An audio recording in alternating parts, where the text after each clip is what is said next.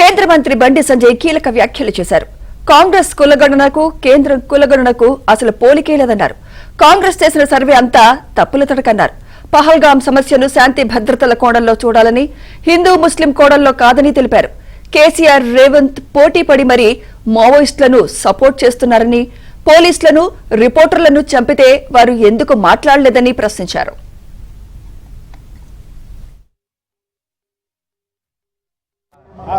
Role మోడలా ఏ model ప్రజలకు తెలుసు. తెలంగాణ రాష్ట్రంలో కాంగ్రెస్ పార్టీ నాయకులకు ఒక అలవాటుగా మారింది. ఏం చేయకుండా అన్ని చేస్తామని చెప్పుకుంటారు వాళ్ళు. 6 గ్యారెంటీల మీద ఇంతవరకు లాభం లేకుండా పోయారు వాళ్ళు. అసలు చర్చ జరుగుతుంది 6 గ్యారెంటీల మీద. ఇవాళ తెలంగాణ రాష్ట్రంలో కాంగ్రెస్ పార్టీ ప్రభుత్వం చేసిన కులగణన గురించి తెలంగాణ రాష్ట్ర ప్రజలకు తెలుసు. మేము కులగణనకు వ్యతిరేకం కాదు మేము, కానీ ముస్లింలను బీసీలో చేర్చడాన్ని పూర్తి వ్యతిరేకిస్తాం మేము. కాంగ్రెస్ పార్టీ ఏం చేసింది? 51% ఉన్నటువంటి కులగణనను బీసీలను ఏం చేసింది? వాళ్ళ తగ్గించి 42% ఇస్తామని చెప్పన్నారు. 42%లో 10% ముస్లిం తీసేస్తే 32% వస్తుంది. ఆల్రెడీ 27% ఇస్తున్నారు. కాంగ్రెస్ పార్టీ చేసింది ఎంత? బీసీలకు ఇచ్చింది ఎంత? ఇంకా 5%. 10% ముస్లిం తీసేస్తే బీసీలకు ఇచ్చింది కేవలము కాంగ్రెస్ పార్టీ 5% మాత్రమే పెంచింది. గతంలో సమగ్ర సర్వే కుటుంబ రిపోర్టు తీసుకుపోయి కేసీఆర్ సార్ ఫామ్ హౌస్లో పెట్టుకున్నాడు. కాంగ్రెస్ పార్టీ ఇళ్లలో పెట్టుకున్నారు. దానివల్ల ఏం సాధించారో ఏం లేదు. దేశంలో నరేంద్ర మోడీ గారి ప్రభుత్వం చేస్తున్న కులగణనకు, తెలంగాణ రాష్ట్ర ప్రభుత్వం చేస్తున్న కులగణనకు అంతు పొంతు లేదు. దానికి దీనికి సంబంధమే లేదు. ఏం చేస్తామో చేసి చూపడతాం మేము. ఇప్పుడే స్టార్ట్ అయింది కాబట్టి ఏ జరిగినా మేమే చేస్తామని చెప్పి టీవీలలో బ్రేకింగ్ ఇచ్చుకోవడము, ప్లాన్ ప్రకారం అందరూ స్టేట్మెంట్ ఇప్పించుకోవడం, మినిస్టర్లతో మాట్లాడియడము, ఏం చేసినా కాంగ్రెస్ పార్టీ మీద ప్రజల లోపల ఈ వ్యతిరేకత పోదు. పూర్తి వ్యతిరేకతతో ఉన్నారు. మరి దేశవ్యాప్తంగా అన్ని రాష్ట్రాలు అభివృద్ధి చెందుతున్నాయి. అన్ని రాష్ట్రాల్లో భారతీయ జనతా పార్టీకి అనుకున్న ప్రభుత్వాలు ఉన్నాయి, ఎన్డీఏకి అనుకున్న ప్రభుత్వాలు ఉన్నాయి. అక్కడ ప్రజాపాలన దూరంగా ఉన్నారు. మరి తెలంగాణ రాష్ట్రంలో కాంగ్రెస్ పార్టీ ప్రజల వ్యతిరేకత ఎందుకు వచ్చింది? మన దేశంలో అన్ని సంక్షేమ పథకాలు అమలు చేస్తున్నాం. తెలంగాణ రాష్ట్రం ఎందుకు అమలు అవుతలేవు? 6 గ్యారెంటీల గురించి మీరు ఎందుకు మాట్లాడలేకపోతున్నారు? ఏమని 6 గ్యారెంటీలు? ఎన్డీఏసీ రిపోర్ట్ వచ్చి ఇప్పుడు రాలేదంటది. వచ్చి వారం 15 రోజులే. ఏం యాక్షన్ తీసుకున్నారు? మీరు చర్యలు తీసుకున్నారు? ఏమన్నా జరిగితే మేం చేస్తామని చెప్పుకుంటారు. తెలంగాణలో దేనికి రోల్ మోడల్ అంటే అవినీతి, అక్రమాలకు, తప్పుడు మాటలకు, తప్పుడు ప్రచారాలకు, ఢిల్లీకి అప్పేయడానికి రోల్ మోడల్ తెలంగాణ రాష్ట్రం.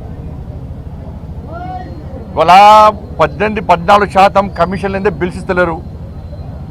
అవినీతి జరుగుతున్నది. ఇది కాంగ్రెస్ పార్టీ స్వయాన శాసనసభ్యులే బయట చెప్పుకుంటున్నారు.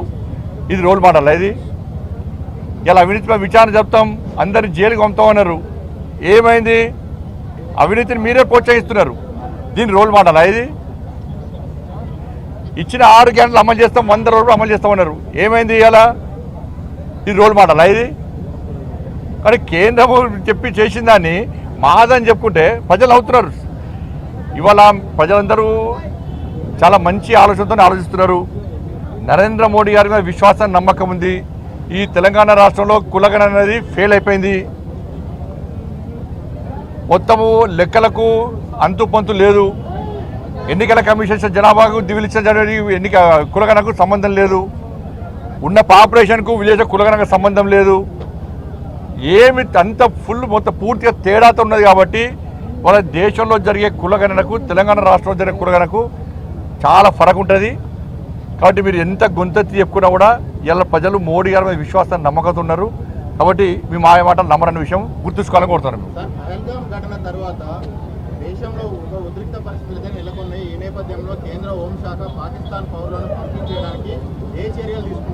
తప్పకుండా అన్ని రాష్ట్రాలకు ఆల్రెడీ కేంద్ర హోంశాఖ ఆదేశాలు ఇచ్చింది.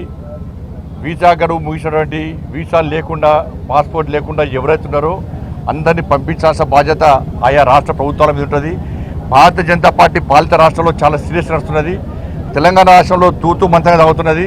ఇప్పటికి చాలామంది పాస్పోర్ట్ లేకుండా వీసాలు లేకుండా ఇక్కడ నివసిస్తున్నారు.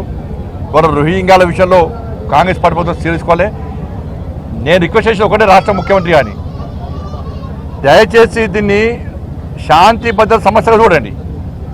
ఇది హిందూ ముస్లిం మతం కోణంతో చూసే ప్రయత్నం చేయకండి. మీరు మతం కోణంతో చూసే ప్రయత్నం చేస్తే ఈ తెలంగాణ రాష్ట్రం అనేది టెర్రరిస్టులకు అడ్డగా మారుతుంది. దీన్ని గుర్తుంచుకోవాల్సిన అవసరం ఉంది. నిన్న చూస్తున్నాను ఏది ముఖ్యమంత్రి గారి మాటలు చూసాను నిన్న ఏది ఆపరేషన్ కగారు విషయంలో. ఇప్పుడు వాళ్ళ చేత తుపాకులు ఉంటాయి, మావోయిస్టుల చేతిలో తుపాకులు ఉన్నాయి. దాన్ని రాష్ట్ర ముఖ్యమంత్రి గారు ఏమంటారు, సామాజిక కొంత చూస్తూ ఉంటారు. ఇది ఎక్కడ పద్ధతి? వాళ్ళ చేతిలో తుపాకులు ఉన్నాయి, వాళ్ళు మైండ్స్ని పెట్టిండ్రు పోలీసులు చెప్పడానికి. మీ కాంగ్రెస్ పార్టీ ప్రభుత్వమే మావోయిస్టులను నిషేధించింది. కాంగ్రెస్ పార్టీ ప్రభుత్వమే నిషేధించింది. మీ ప్రభుత్వం మీ పార్టీని నిషేధించినటువంటి దాన్ని మీరు పలుచుకోకుండా దాని సామాజిక కొంత చూస్తున్న రాష్ట్ర ముఖ్యమంత్రి చెప్పడము, మంత్రులు దీన్ని ఖండించడము, ఇది మంచి పద్ధతి కాదు. దమ్ముంటే ధైర్యం ఉంటే రాష్ట్ర ముఖ్యమంత్రి గారిని చలో మావోయిస్టులను నిషేధం తొలగించే దమ్ము మీకు ఉందా? మరి పదే తిరగబడతారు ఇవాళ. కానీ దాని గిరిజనుల పేరుతోని దాన్ని చూడడానికి మంచి పద్ధతి కాదు. గిరిజనులు ఎవరు పోలీసులను చంపరు, గిరిజనులు ఎవరు మైండ్స్ పెట్టి బ్లాస్టింగ్ చేయరు, గిరిజనులు ఎవరు అమాయకులను చంపరు, గిరిజనుల చేత తుపాకులు ఉన్నాయి. కాబట్టి అనేక మంది అమాయకులను చంపిర్రు. వాళ్ళ దాని మీద ఈ సంఘాలు ఎప్పుడు మాట్లాడాయి. ఇవాళ వచ్చి ఇలా చర్చలు జరపాలంటే తుపాకీ చేతిలో ఉన్నటువంటి వ్యక్తులతో నిషేధింపబడిన సంస్థతో ప్రభుత్వం ఏ విధంగా చర్చలు జరపాలి దాని చెప్పాలి. కేసీఆర్ మాట్లాడుతూ 10 లక్షల మంది మద్దతుతో ఒక తీర్మానం చేస్తున్నాం, ఆపరేషన్ కగార్ ఆపాలి. 10 లక్షల మంది వచ్చిన మీటింగ్ ఊచకోత జరుగుతుంది, ఛత్తీస్గఢ్ లో కర్రెగుట్టలలో ఊచకోత జరుగుతుందని చెప్పేసి కేసీఆర్ అంటున్నాడు. ఇక మళ్ళీ చెప్పేసి రేవంత్ అంటున్నాడు. ఇప్పుడు అనుభవం మాకే ఉందని కాంగ్రెస్ నేతలు అంటున్నారు. ఈ నాయకుడు ఒకటే నేను స్పష్టంగా చెప్తున్నా, ఇద్దరు నాయకులకు చెప్తున్నాను నేను, మీరు పోటీ పడి వాళ్ళకి సపోర్ట్ చేసే ప్రయత్నం చేస్తున్నారు. ఇవాళ మహాముత్తార మండల్లో ఒక ఎస్ఐని బ్లాస్టింగ్తో చంపేశారు. ఆ రోజు ఎస్ఐ భార్య సీమంతం పాపం. ఒక కానిస్టేబుల్ చంపేసారు ఆ రోజే. ఆ కానిస్టేబుల్ కొడుకు బర్త్డే. మరి ఆ రోజు కేసీఆర్ గారు వేరు, రేవంత్ రెడ్డి గారు వేరు. వాళ్ళ దూరదర్శన్ రిపోర్టరు ఆడ టెలికాస్ట్ కవరేజ్ కోసం పోతే ఆయన చంపేశారు నక్సలైట్లు. మరి ఆ రోజు కేసీఆర్ గారు ఎందుకు మాట్లాడలే, ఈ సంఘాలు ఎందుకు మాట్లాడలే, రేవంత్ రెడ్డి గారు మాట్లాడలే?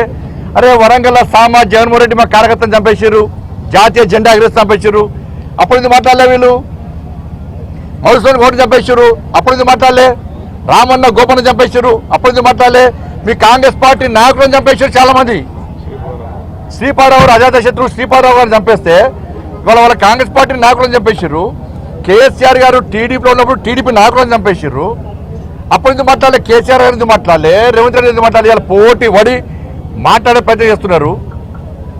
కేంద్ర బలగాలను మైన్స్ పెట్టి ఇదే ములుగు ఫారెస్ట్ లో చంపడము వీళ్ళు సమర్థిస్తారా? ఇద్దరు నాయకులు సమర్థిస్తారా? చర్చలు జరిపే ప్రసక్తి లేదు. వాళ్ళు తుపాకీ వీడాల్సిందే, పోలీసులకు లొంగిపోవాల్సిందే, వాళ్ళ ప్రవర్తన మార్చుకోవాల్సిందే. మీరు అది నిషేధిత సంస్థ, ఆ సంస్థతో చర్చలు జరిపే సందర్భమే రాదు. ఈ సంఘాల నాయకులు కూడా వాళ్ళు చేసేటువంటి అరాచకాలకు వీళ్ళు ఇందులో ఎందుకు స్పందించాలో సమాధానం చెప్పాలి. థ్యాంక్ యూ అన్న. అదేవిధంగా ఈరోజు